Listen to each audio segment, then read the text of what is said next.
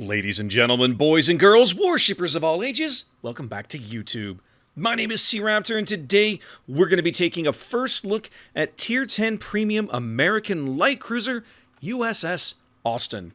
Now, you may have missed the announcement for this ship. I wouldn't blame you. It kind of snuck in under the radar late last year. I want to say maybe about November-ish or so, maybe early December. Wargaming made the announcement that, hey guys, we're going to be testing this new American cruiser that's going to be coming to the Armory. It's going to be replacing Tier 10 Premium American Destroyer USS Somers. So, Somers, I believe in a couple of patches, I believe it's 10.2, will be exiting the Armory, and Austin here is meant to be Somers' replacement in the Armory. So presumably, this ship will cost steel, but don't take my word for it. We don't know. Wargaming has not announced yet, okay? So, but that's the expectation.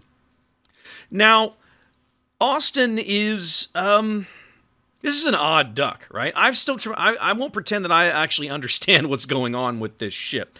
And we'll talk more about that as I get into this first look. But let's have a look around, talk through the stats, talk about what we think this ship will do well and what it won't do well, and go from there, all right? Here we go. Starting off, as we always do, with survivability. 37,700 hit points for a Tier 10 cruiser is absolutely dog crap. That is terrible. That is absolutely terrible. This is like two Citadels worth, right? Like if a Kremlin Citadels you twice, you get one salvo and Citadels you twice, congratulations, you will pop like a balloon. This is 6,000 hit points less than Tier 10 Premium French cruiser Colbert, which currently holds the title for lowest health pool of any high-tier cruiser in the game. It makes Austin... It's going to make Austin, I should say, exceedingly challenging to play. This is not a light cruiser for everybody, right? Let's just say.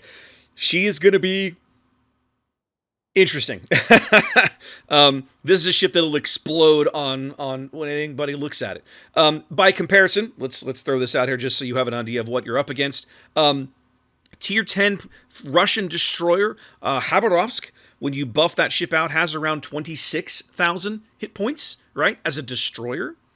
The new German destroyers that have been announced, the top tier one, I believe, is called Elbing, and its base hit points is 30,100. So you're talking about a top tier light cruiser right now that is roughly comparable in hit points, which ordinarily translates into displacement, right? And typically the hit points are taken from the displacement of the vessel in question, as some nations' top-tier destroyers. Even Kleber, French destroyer Kleber, is not that far behind this ship. In fact, to be brutally honest, this ship versus a Kleber, I'm not sure I could tell you who would win that fight. The Kleber's got a pretty good shot of winning that fight, so that'll be interesting to see. Anyway, torpedo protection, 4%. Terrible. It's a cruiser, guys. You're not here for the torpedo protection, so don't get hit by torpedoes. That's good advice in a light cruiser. Armor scheme. Well, if you can imagine what the displacement is, you cannot expect to find a whole lot in this category, and congratulations, you're not going to be disappointed. Belt armor here running through the middle, 95 millimeters. Yep, that's worst in tier. I think it's even worse than Minotaur, isn't it? Doesn't Minnow have at least 100 and something? Yeah, Minnow's got 101. No, I lied. Colbert has 80. I apologize. Colbert only has 80 millimeters of belt armor. So, congratulations, you're more armored than a Colbert. That's not very exciting. And I know most of you haven't played a Colbert, so you don't know how fragile that ship is. But believe me when I tell you, you're really not missing anything.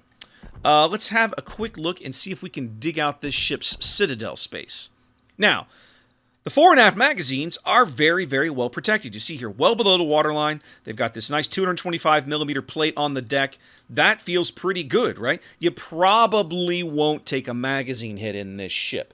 However, the engineering spaces, you can see, are far less well protected. Now, you've got this 95 millimeters kind of Citadel that runs all the way around, and only 32 millimeters of armor on the Citadel roof. What does that mean? It means she's going to eat AP bombs for breakfast, and it means she's going to eat everybody's armor-piercing shells for breakfast when she's broadside. 95 millimeters of armor, presumably, like, you'll still be able to bounce. You'll probably be able to bounce the odd heavy cruiser shell at the right angles. Battleships will probably just laugh at you. I mean, but that's to be expected. You're in a light cruiser. Like, that's what you sign up for when you press battle in this ship. So, with all of these negatives in survivability, there's got to be something worth talking about. Well, it has to come offensively. Let's have a look at the main battery. Now, Austin's main battery is formed of these 6 double-barreled turrets comprised of the American 5-inch 54 caliber Mark 18. I have been doing some research, okay, and I will not pretend that I can find where this turret ever actually existed in history. The single-barrel turret, the single-barrel version of this turret, I believe is actually still used kind of today on certain ships. Actually, that's not true. For example, you can find a single-barrel version of this turret on USS Turner Joy, a museum ship in Washington State. So the Navy did test and deploy a single-barrel version of this turret, but I've been unable to find any evidence that the double-barrel version of this was ever actually a thing. Now, what does this mean? All right, well, these are still the 5-inch guns, all right? So you're not going to expect a lot of penetration out of these shells, all right? So again, nothing shocking there. AC there, 1,800 damage for the HE, 2,700 for the AP, not so bad. The reload time is where I start to scratch my head with, what are we doing? What's going on? 8 seconds. 8-second reload for a 5-inch gun. Now, remember, the 5-inch 54 in this turret configuration, on this single barrel, is meant to be an auto-loader, right? Much like Des Moines guns. The research that I've done indicated that the shells were actually loaded in like round canisters. If you think like a round-barreled, the round-barreled magazine for like a Thompson submachine gun, something along those lines is how I understand some of this was handled. So there would have been, like, the rate of fire while you had rounds in the canister should have been really, really good, and then there would have been a little delay while the men in the turret reloaded the canister. Wargaming, we haven't gone for that here. We've gone for 8 seconds on the reload. I'm scratching my head at this one, right? Let me try and put my thoughts into words here. This ship, as I go through it, and you're going to see, we're going to talk more about this comparison as I go down the line. This ship makes me think of, this is the American version of Tier 10 British light cruiser Minotaur, right? That's how I look at this ship. She's got a lot of guns. They should be fairly quick firing, and she should absolutely murderize destroyers. But with an 8-second reload, you kind of start to wonder what's going on here. And I think the reason for that is Smolensk, okay? To me, the best comparison of what this ship is designed to do is to put her next to Minotaur. But if you are looking for the reason that I think you're seeing this gun reload, put her next to Smolensk, right? Smolensk is rage-inducing, like, for the overwhelming majority of the player base. And what's the big difference between Smolensk and Austin? Well, for starters, Smolensk's guns are slightly bigger, right? She's running 130mm guns rather than 127s, but still basically 5-inch guns, okay? She has 16 barrels to Austin's 12 here. But at the end of the day, both ships can just vomit HE shells out if you give them their base rate of fire. See also Smolensk. How does this translate into how this ship plays? I'm going to get into that in a minute, all right? So I'm criticizing this 8-second reload. But I'll show you something in a minute that I think will help you understand kind of where they're going. Here's the other thing I want you to notice. This ship does not have AP rounds. This ship has SAP rounds. If you are looking for a ship to absolutely brutalize destroyers, I don't know that you're going to get much better than this, right? And I think that's the other reason you're seeing the 8-second reload here. It's the acknowledgement that the SAP shells are also irritating to deal with if you're a cruiser or a battleship or whatever, full pinning your superstructure. Imagine one of these things sitting behind an island or in a smoke cloud, right? Okay, what's he doing? He's going to lob HE shells at you until you're on fire. Congratulations, now you're on fire. Now he's going to switch to the SAP and start farming you with full pins out of SAP. We haven't seen SAP shells in the game this small either. Actually, that's not true, I think. I think there might be some in the low end of the Italian cruiser line. But in general, we haven't seen much of this, and certainly not on any ships outside of Italy. So this will be curious to see how this all unfolds as the ship goes to testing. I'm not going to lie, guys. I might break my rule, my self-imposed rule, where I normally don't play a test ship. I am such a light cruiser fanboy, I think I'm going to have to try this ship out.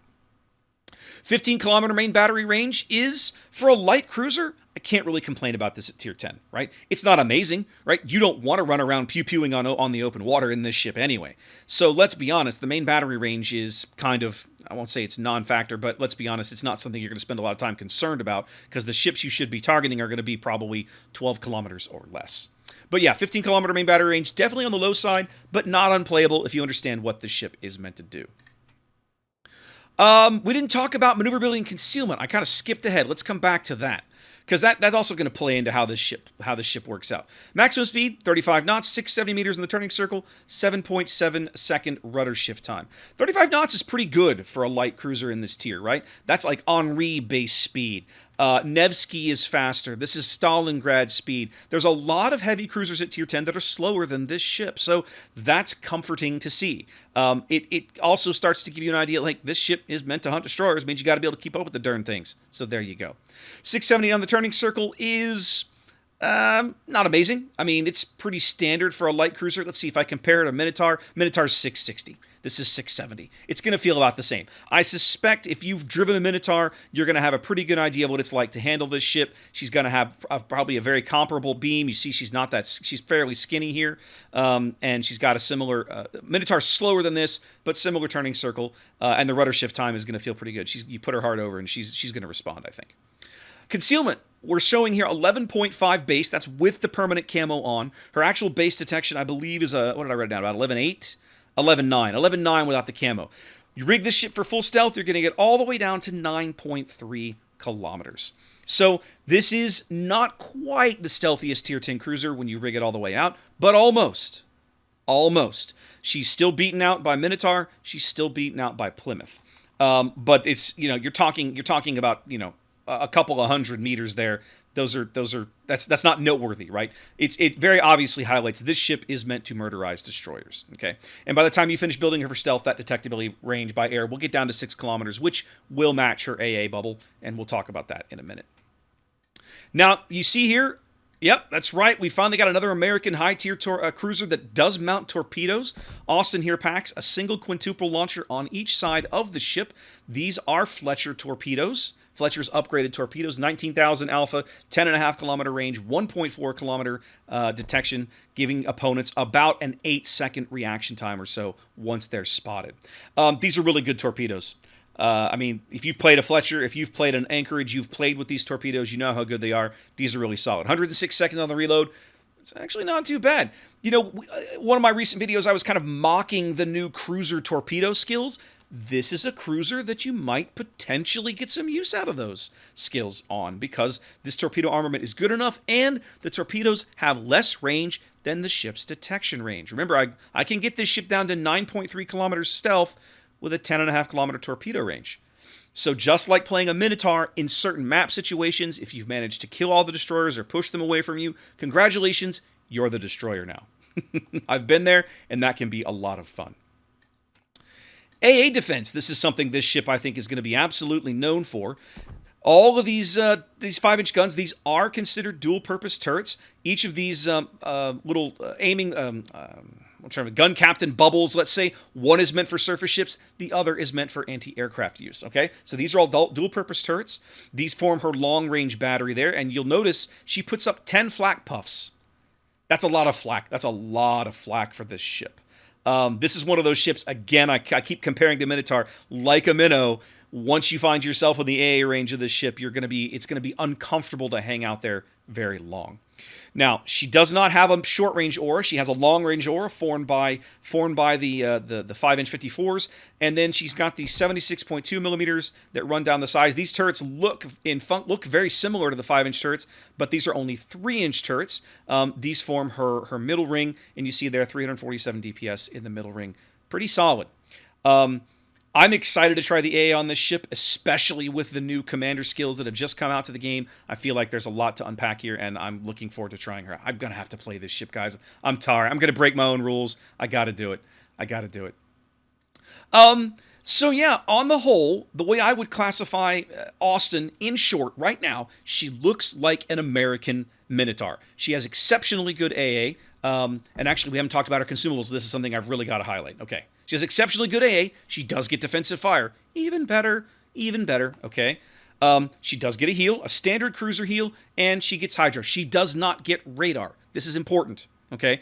This ship is dependent on other ships spotting for her. That's going to drag her back a little bit, I feel. This is a ship that's really going to play well in a division or with a carrier on your team so he can run around and spot things for you and you can assassinate them and so on. But notice this. Austin has the main battery reload booster. Not only does she have the main battery reload booster, she has unlimited charges of the main battery reload booster. This is interesting. And you see there's 75% main battery reload time. What does that mean? All right, well, means when I push this button, the base reload on her main battery is 8 seconds. That sounds pretty crappy.